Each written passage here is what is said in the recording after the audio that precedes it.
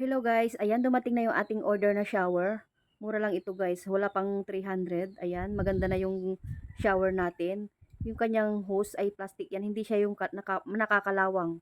Maganda yan guys. Para siyang rubberized, ganun. Matibay rin siya. Tapos yung gripo niya, stainless steel na kulay black. Ayan, dalawa yung gripo niya guys. Ayan.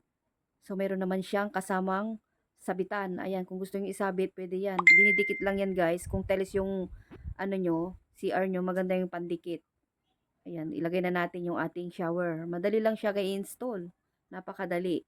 Kayang-kaya mo yung gawin. So ako lang din ang nagkabit lahat yan guys eh. So bago natin ikabit yung shower, ilagay ko muna itong gripo. Tara, ikabit na natin guys. Simulan na natin. So ayan, ikabit na natin guys. Hindi ko na siya na-videohan na ipakita sa inyo paano ko kinabit. Pero napakadali lang talaga siyang ikabit. So ito na nung naikabit ko na siya. O diba, ang dali lang. Ako lang din ang nagkabit niyan guys. Tapos i-testing natin. O ayan. Sa comment section, may shower na tayo. Kung saan ko siya binili. Bye!